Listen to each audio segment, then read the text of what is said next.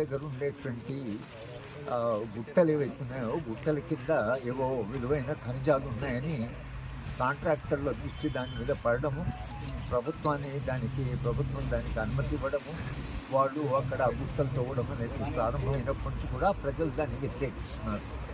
ఆ గుట్టలు పోతే, ఆ గుట్టలు విధ్వంసం అయితే మొత్తంగా ఆ ప్రాంతమంతా విధ్వంసం అవుతుంది. తర్వాత పర్యావరణం దెబ్బతింటుంది.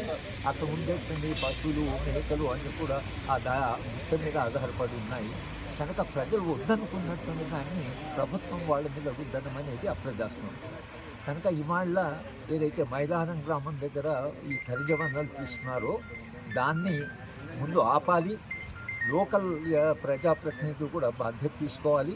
ప్రభుత్వం కూడా దీన్ని పునఃసమీక్షించి ప్రజలు ఎందుకు వద్దంటున్నారో ముందు కనుక్కోండి.